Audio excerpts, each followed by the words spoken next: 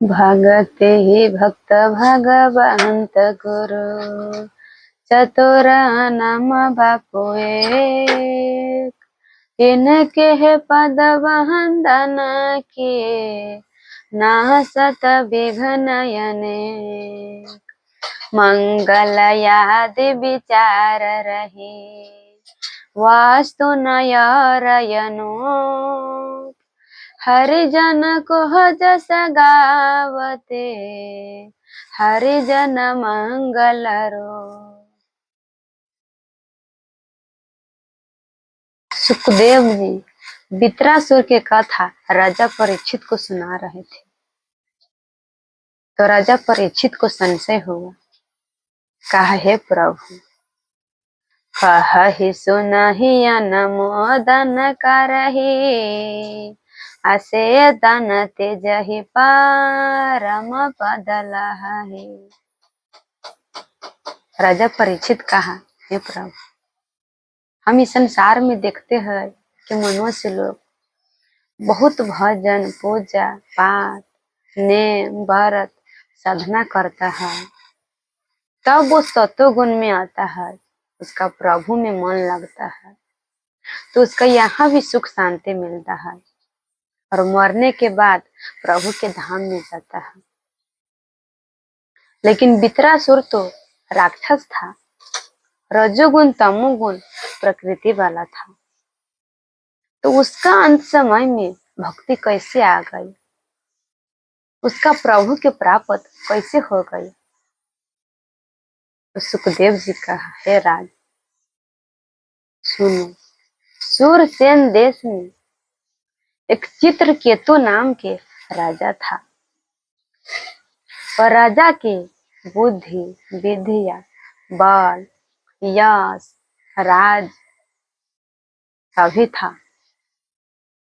मने मय रचिता चारु चौवारे अजनु रति पति निज हाथ सवारी। उसका इतना सुंदर महल था कि उसका महल के देख के इंद्र भी लज्जित हो जाता था। करोड़ रानी सभी प्रजा को धर्म से चलाते थे, सभी को अपना पुत्र के भाव से देखते थे। दाम्पत्य धर्म आचरण का अजहु गाँव श्रुति जिनके लेका। राजा इतना धर्म से चलते थे, उसका धर्म के देख के धरती माता बिना रोके बिना जोते बिना कोरे नाना प्रकार के वस्तु प्रदान करते थे। फिर भी वो राजा हर समय दुखी रहते थे, चिंता में रहते थे, क्योंकि उसका करोड़ रानी था और एक भी संतान नहीं था।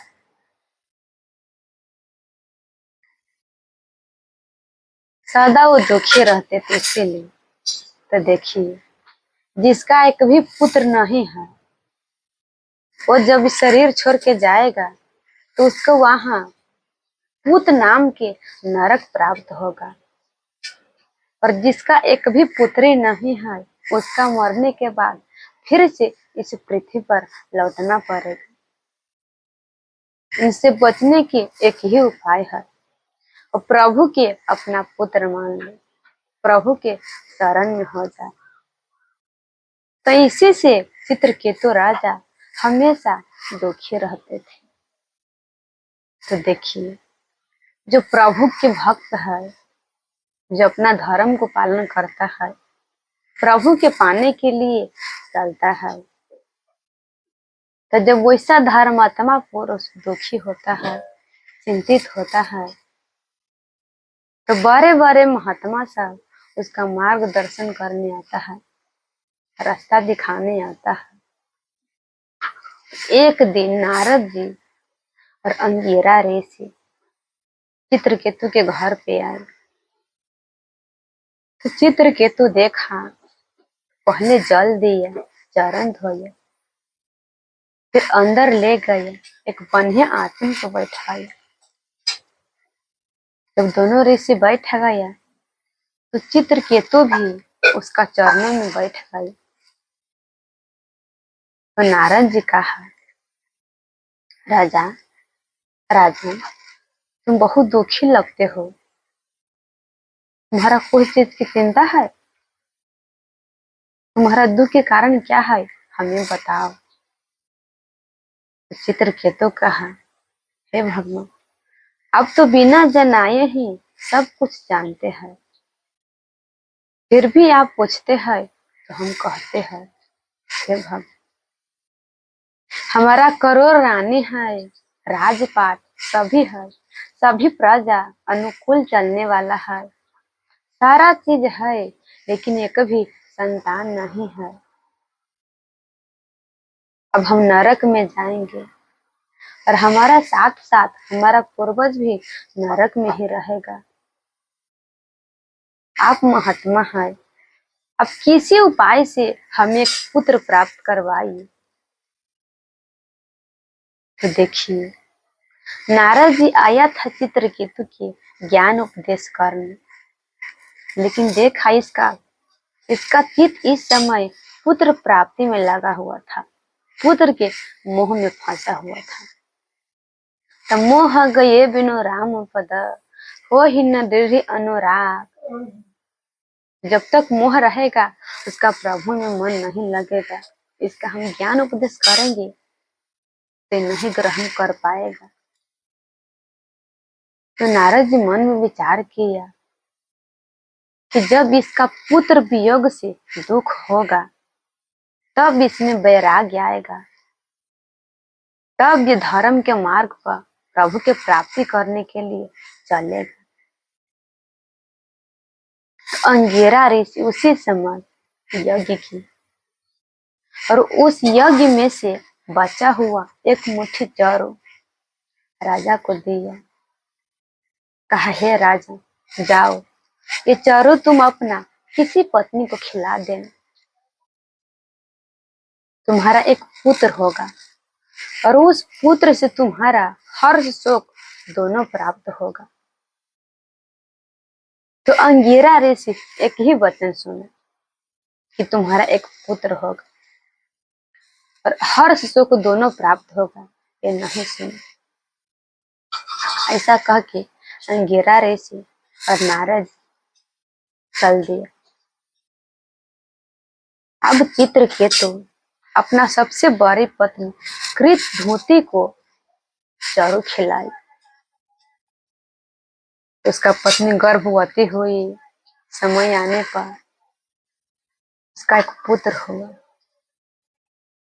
जब पुत्र हुआ तो सभी आदमी बहुत खुशी हुआ।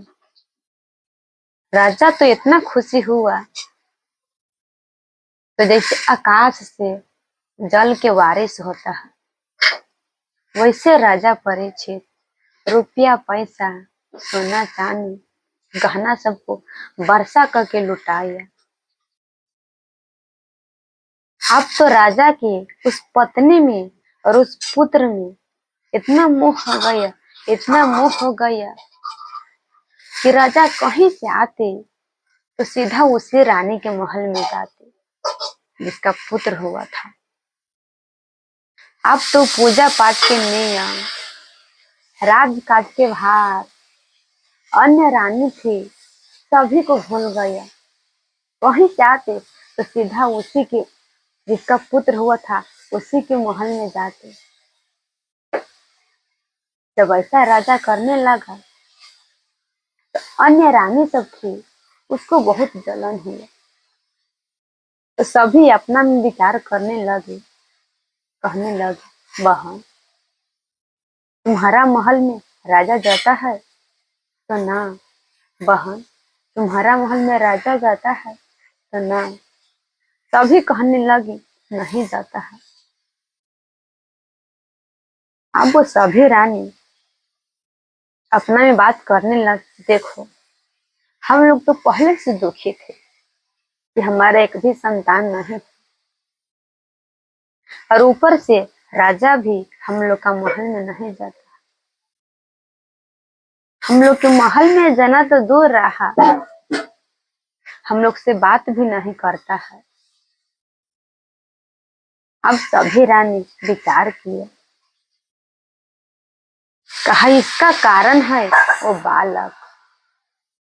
बालक को हम लोग मार देते हैं। सभी विचार किए, एक दिन दूध में जहर मिला के और उसका छोटा सा बालक पिया दिया, चला दिया। जब उसका माता जी जगाने गया तो उसका पुत्र नहीं जगा, देखा कि मर गया है। अब तो रानी बहुत जोर जोर से रोने लगी। जो रानी सब दूध में जहर मिला के पिलाई थी वह भी अपना ऊपर से रोने लगा। जब राजा चित्रकेतु देखा वह तो पागल हो गया, पागल होके रोने लगा। फिर सभी गांव वाला के पता लगा तो सभी प्रभु के दोष लगाने लगा, कहने लगा हे परमात्मा तू कैसा है, इतना दिन पर एक संतान दिया और उसका भी छीन ली, कितना निर्दयी है। अब तो वहां कोई ज्ञान देने वाला था नहीं।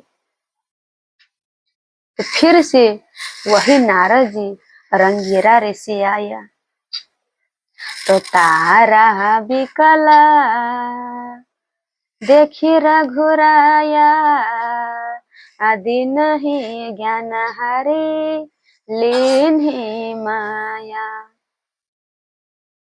इसी प्रकार से तारा माँ अपना पति के लिए बहुत रो रही थी, विलाप कर रही थी। तो प्रभु श्री राम जी उसे ज्ञान दिए। तो जब नारद जी रंगीरा ऋषि आया तो चित्रकेतु राजा के देखा कि मरा हुआ पुत्र के सामने बैठ के रो रहा है, विकल हो रहा है। तो नारद जी कहा कि राजन तुम जिसका लिए इतना रोते हो तुम जानते हो ये तुम्हारा कौन है, पूर्व जन्म में ये तुम्हारा कौन था, या आने वाला जन्म में ये तुम्हारा कौन होगा, जानते हो।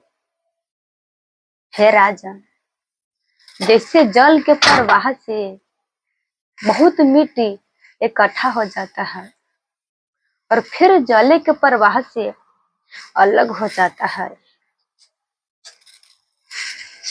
उसी प्रकार से काल के विवश हुए प्राणी इस पृथ्वी पर इकट्ठा होता है, नाना प्रकार के नाता जुटता है, लेकिन ये नाता सत्य नहीं है।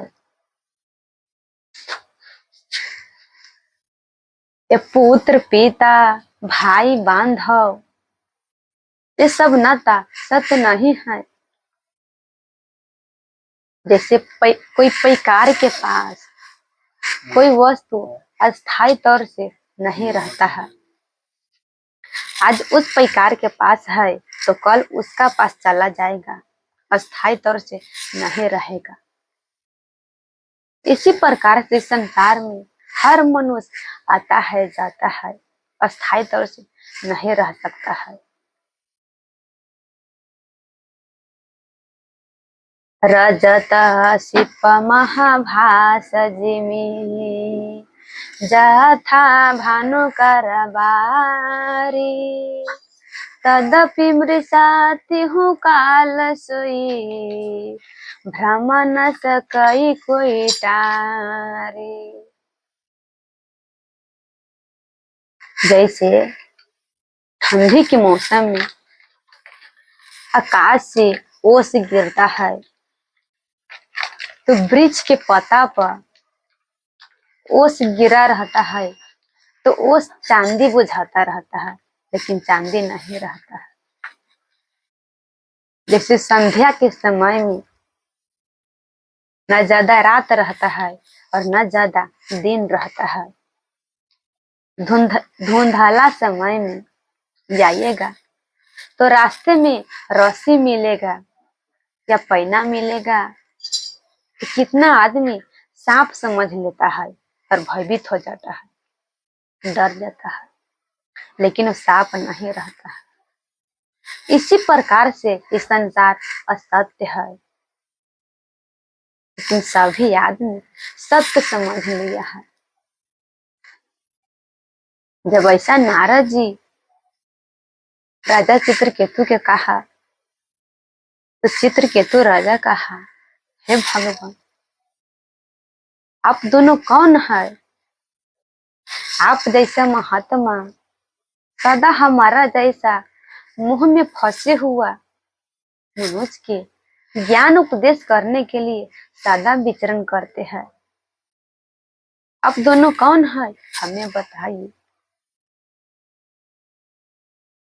तो अंगिरा ऋषि कहा, हे राज, हम वही अंगिरा ऋषि है जो तुम्हें पुत्र प्राप्त कराया था, और ये ब्रह्मा के पुत्र नारद जी है।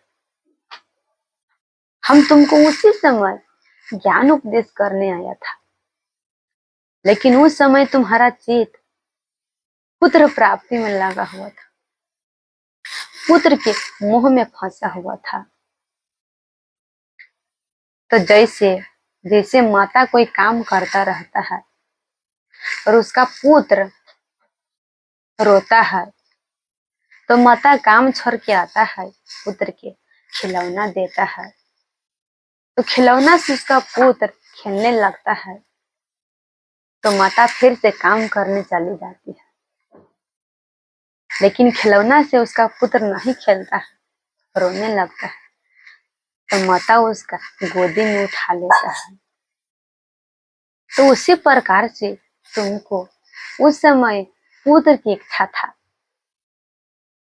पुत्र प्राप्ति में तुम्हारा बुद्धि लगा हुआ था, तो हम उस समय तुमको पुत्र दे के चल दिए। अब तो तुम पुत्र वियोग के दुख देख लिया। हे राजन, इसी प्रकार से स्त्री, गृह, राज, मित्र, सेवक, कुटुंब सभी दुख देने वाला है, कोई सत्य नहीं है। हे राजन, जैसे मनुष्य लोग रात में सोता है तो उसका कितना सपना में मित्र बन जाता है, कितना शत्रु बन जाता है, भिखारी राजा बन जाता है और राजा भिखारी बन जाता है, लेकिन जगने पर कुछ नहीं रहता है।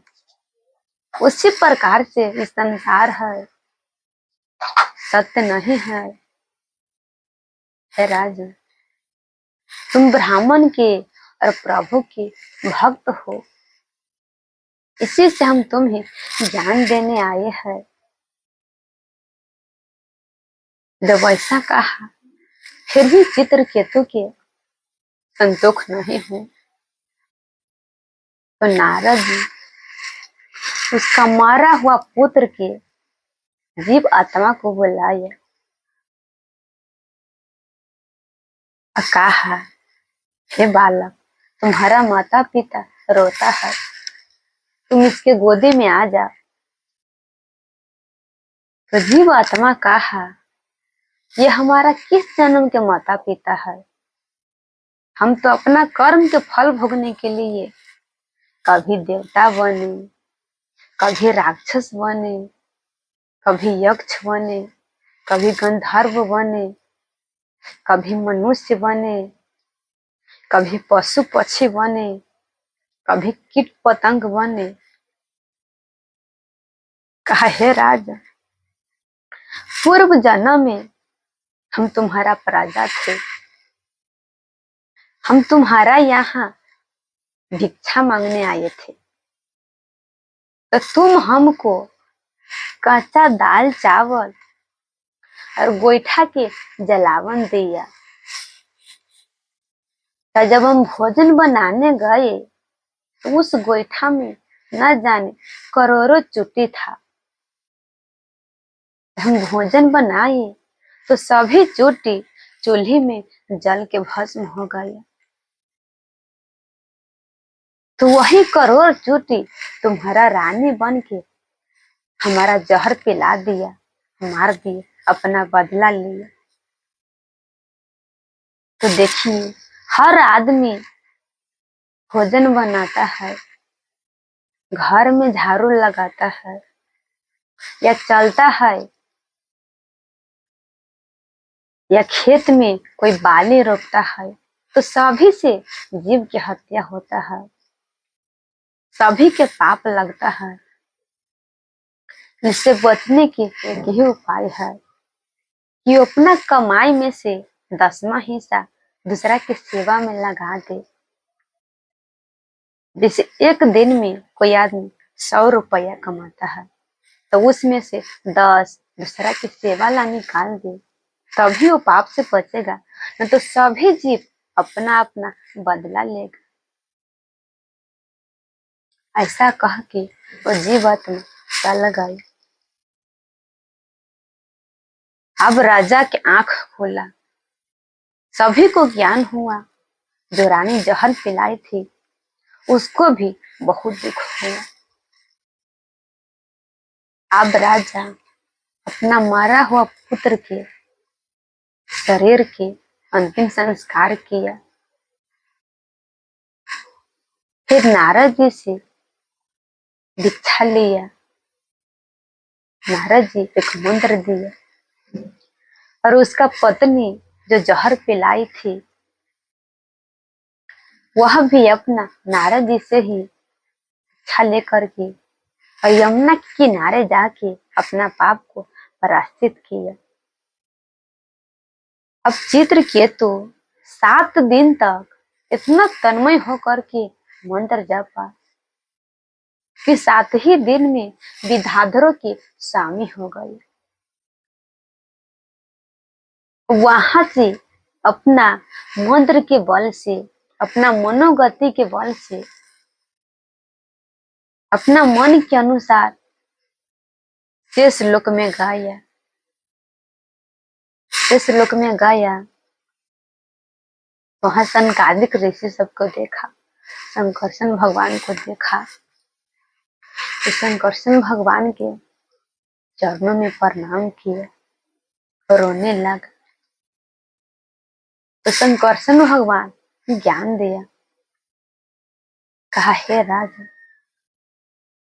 जीव के मनुष्य शरीर में ही ज्ञान प्राप्त होता है। जो मनुष्य शरीर पा करके ज्ञान प्राप्त नहीं करता है, प्रभु के प्राप्त नहीं करता है, अपना आत्मा को नहीं जानता है, तो उसका फिर किसी योनि में कल्याण नहीं होगा, उसका उद्धार नहीं होगा। इस संसार में हर स्त्री पुरुष दुख के दूर करने के लिए और सुख के प्राप्त करने के लिए नाना प्रकार के कर्म करता है, लेकिन उस सुख, उस कर्म से न दुख जाता है और न सुख आता है। सुख तो है प्रभु के शरण में, लेकिन सभी मनुष्य उल्टे काम करता है। वहां चित्रकेतु के एक विमान मिला। उस विमान पर चढ़ के वो कहीं भी उड़ सकता था। तो एक दिन चित्रकेतु उस विमान पर चढ़ के उड़ते उड़ते कैलाश पर्वत पर आया। जब कैलाश पर्वत पर आया तो शिव जी के देखा कि मैया पार्वती जी को अपना बामा जांघ पर बैठा करके कथा कहता है और बहुत साधु संत कथा सुनता है। तो चित्रकेतु देखा, कहा आ देखो, ये अपने को जगत के गुरु कहता है, लेकिन जो साधारण से साधारण मनुष्य होगा वो भी ऐसा बीच जंगल में अपना पत्नी को जांग पर नहीं बैठाएगा, लेकिन ये अपने को गुरु कहता है और गुरु हो के साधु संत के सभा में और अपना पत्नी के जांग पर बैठाया है। जब ऐसा कहा तो शिव जी मुस्कुरा के रह गया, जैसे कोई पिता अपना पुत्र के, जैसे किसी के पुत्र अपना पिता के कुछ कह देता है तो उसका पिताजी मुस्कुरा के रह जाता है, कुछ नहीं कहता, छोटा बालक रहता है। तो उसी प्रकार से शिव जी सिर्फ मुस्कुरा के रह गए, कुछ नहीं कहा। साधु संत भी कुछ नहीं कहा, लेकिन मैया पार्वती उसको क्रोध आ गया। कहा, रे पापी, रे दुष्ट, इतना साधु संत बैठा है, तुम्हारा गुरु जी भी बैठा है, उसका नजर में शिव जी बढ़िया है, तो तुम्हारा नजर में शिव जी गलत है। अरे दोस्त, अब तो विष्णु लोक जानने योग्य नहीं है। अरे दोस्त, अब हम तुझे श्राप देती हूँ, अब तुम जाके असुर योनि में जन्म ले। तो ऐसे हुआ, मैया पार्वती जी को प्रणाम किया। यही चित्रकेतु त्वष्टा ऋषि के यज्ञ करने पर राक्षस रूप में प्रकट हुआ, तो यही राक्षस हुआ। तो राजा सुखदेव जी राजा परीक्षित को कथा सुना रहे थे, तो उसका संशय मिटा।